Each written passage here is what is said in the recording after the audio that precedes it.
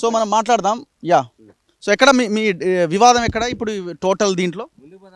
Sir మాకు ఇగో sir అదే కట్ట సార్, ఇగో ఇది దారి, ఇగో సార్ ఈ దారి ఆయన పోసిండు. ఇగో సార్ చెరువు అద్దులు అక్కడ ఉందా సార్? అగో చూడండి, ఆ గడ్డ ఉందా? అని చేసుకుని అట్లా ఉంది చెరువు మునక, అట్లా ఉంది. ఇగో ఈ మూల గడ్డ వేసుకొని ఎంత శిఖం భూమి సార్, ఇక్కడ నుంచి మొదలు వేసుకొని ఆ గడ్డ దాకా ఉంది శిఖం భూమి. అగో ఆ మనుషులు పోయి అవతలకు ఉంది ఇంకా.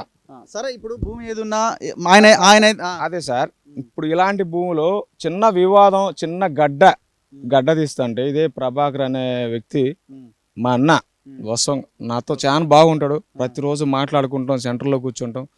అరే తమ్ముడు అంటాడు, ఇంకోడు అంటాడు, ఎన్నోసార్లు చేపలు ఇచ్చినాం, చేసినాం, చాలా సార్ బాగుంటాడు మాతో. అలాంటి వ్యక్తి నేను చెప్పా పలాంది తీస్తుంటే, ఒక చిన్న గడ్డ ఇలాంటి గడ్డ తీస్తుంటే ఆ గడ్డ నాకు తీయొద్దు, ఒక పగ్గం పెట్టు దాకా వదిలేయండి అని చెప్పి చిన్న వివాదం జరిగింది సభ్యులకి ఆయనకి. గొడవ అయిందా? పెద్ద గొడవ ఏం లేదు సార్, చిన్న వివాదం.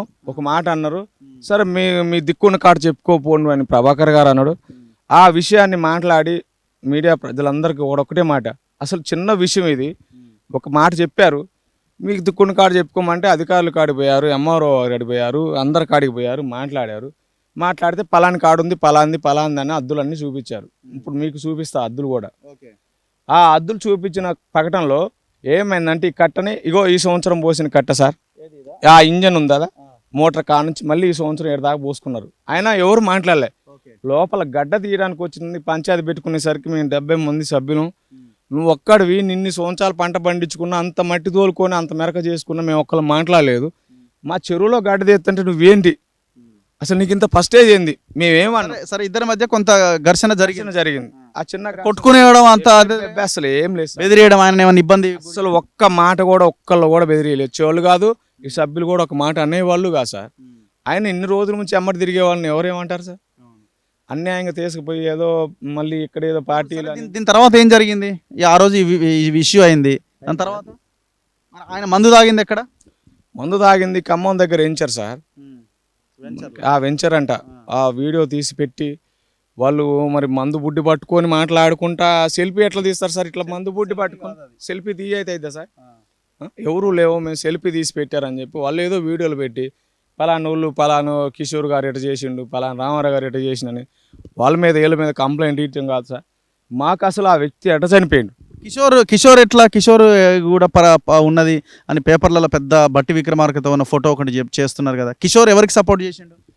కిషోర్ గారు ఆ రోజు వచ్చి కూడా ఇదే మనం కట్ట తీయొద్దు, మీరు సభ్యులందరూ కూడా ప్రభాకర్ గారు ఇబ్బంది పడుతుండు, మనం మాట్లాడుకుందాం, మనం చేద్దామని ప్రభాకర్ గారికి వెళ్ళి సపోర్ట్ చేసింది తప్ప ఒక్క మాట. కోనాటి కిట్టయ్య గారు వచ్చారు, తుమ్మలూరు సురేష్ గారు వచ్చారు, వాళ్ళు 5-6 పెద్ద మనుషులు వచ్చారు. ఈ చిన్న విషయం వచ్చి మీరు ఆపజేయండి అన్నారు. మీరు ఆపండి సార్, మీకు వద్దు, మీ సభ్యులందరికీ కూడా మీరు అలాంటి విషయాలు చేయమాకండి, ఆపమంటే ఆపాం. అలాంటి వ్యక్తి మరి ఒక్కరోజే సడన్గా వీళ్ళందరూ నాకేదో చేస్తున్నారు, నాకు ఎక్స్పర్ట్కి చేస్తున్నారు అని చెప్పి మాట్లాడుకుని ఆయన మనసులో ఏం పడదో ఏమో మాకు తెలియదు. అసలు ఒక్కరోజు వెళ్ళిండు, 2వ రోజు ఖమ్మం పోయారు, ఏమైందో ఏమో కూడా తెలియదు సార్. మాకు స్పష్టత కావాలి.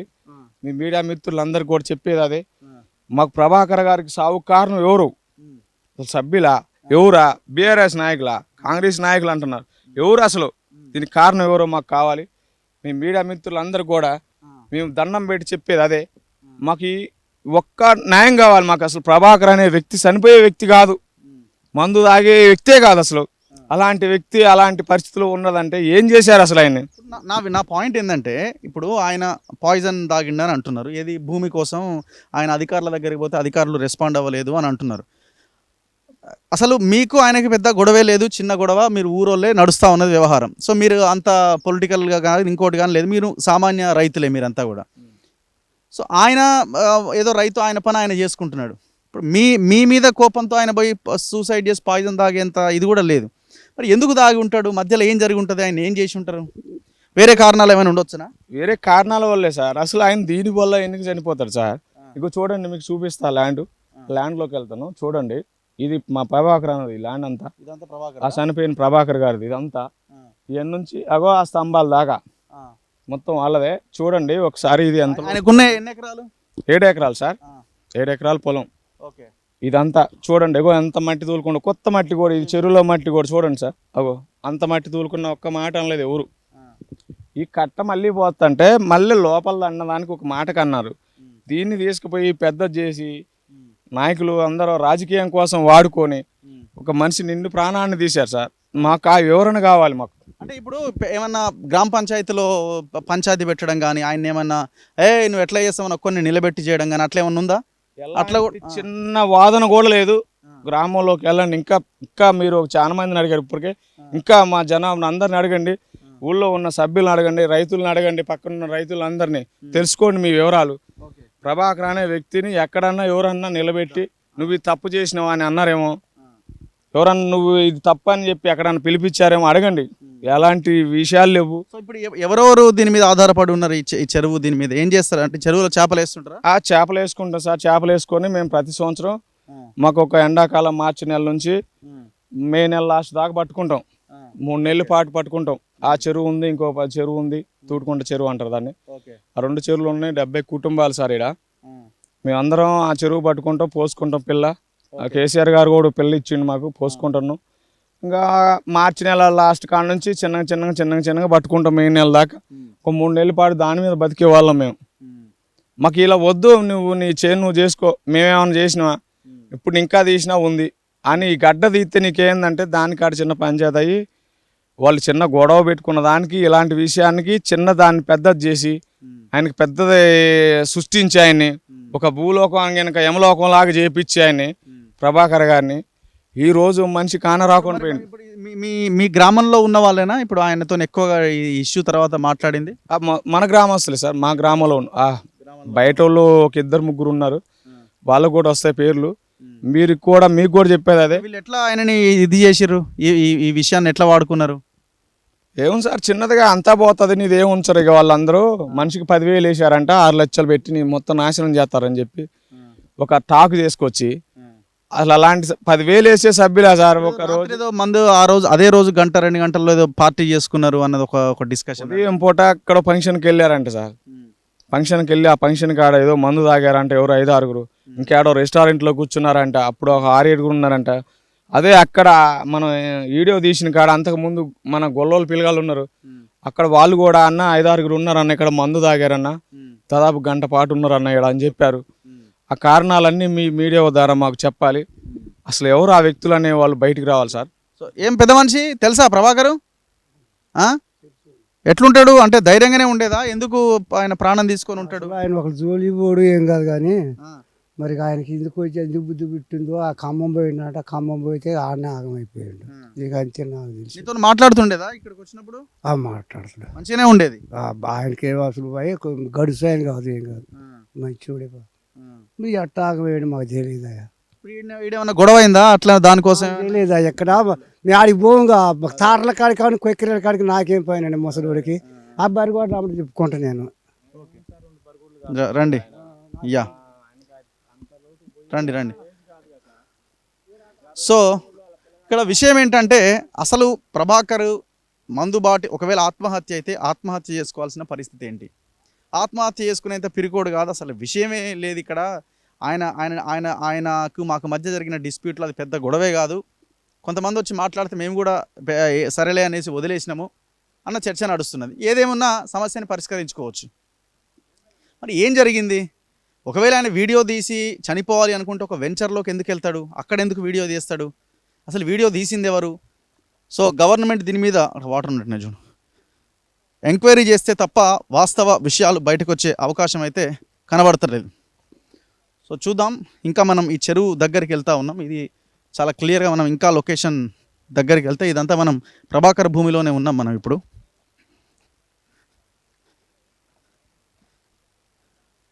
ఏం పెద్ద మనిషి చెప్పి ఇప్పుడు ఇక ఏంది కథ? ఇప్పుడు ఈడ జరుగుతున్నది ఏంది?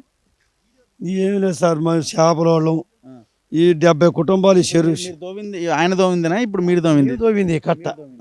అక్కడ దాకా క్లోజ్ చేద్దాం అనుకున్నారా? ఈ కట్టే ఇక్కడికే ఈ కట్ట ఇక్కడికి పోసినా సార్. ఇక్కడ పోసి ఇదంతా మట్టి చూడండి సార్, ఇదంతా మట్టి పోసారు చూడండి. రైతు మనకి ఇదంతా మట్టి పోసి ఎంత భూమి ఉంటుందో మీరే చూసుకోండి సార్.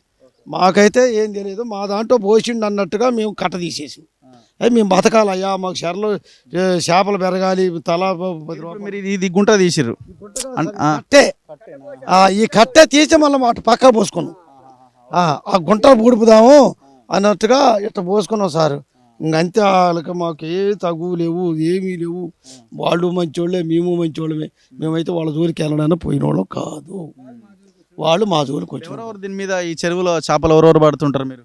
మేమే పోసుకుంటాం సార్. మేమే అంత ముదిరాజులు బెస్తోళ్ళేనా? అంతా ముతరాసులు మేము అంతా 4 కులాలు ఉన్నాయి. 4 కులాలను కలిసి పోసుకుంటాం పట్టుకుంటాను. వచ్చిన రూపాయి ఒక మాటపడి ఒక 90 తాగుతాం. ఓ మొదటి బోధిని పండుకుంటాం. ఇంకంతే మాకే సంబంధం. లొల్లి అయింది ఐడియా ఏమన్నా? గొడవలు కాలేదు సార్. అసలు గొడవ గల్లాలు పట్టుకొని అటు ఇటు కొట్టుకోవాలా తిట్టుకోవాలా ఏమనుకోవాలి. ఎట్లా ఎట్లా ప్రాణం తీసుకోవాలనుకుంటాడు మరి? ఇప్పుడు ఈ కట్ట తీసినాం మరి అంతేనేమో కానీ మాకు ఏ సంబంధం లేదు సార్. అసలు మాకు తెలియదు కూడా. జరిగి ఉండొచ్చు అంటావా? ఏం జరిగిందో ఏమో అస్సలు మాకు తెలియదు సార్. మేము బతికే వాళ్ళం కాబట్టి, ఈ చెరువు మీద బతికే వాళ్ళం కాబట్టి ఈ కట్ట తీసేస్తే మాకు కొద్దిగా లోతు ఎడల్పు వస్తుంది. చేపలు ఎడల్పు తిరుగుతాయి. మేత మాకు కాసిన చేపలు పెరుగుతాయి. మేము అదే చేపల పంట మాకు కావాల్సింది. వాళ్ళ కట్ట రైతులకి అంత పంట. ఎప్పటి నుంచి నడుస్తుంది ఇది గొడవ? ఎన్నేళ్ళ నుంచి నడుస్తుంది పంట?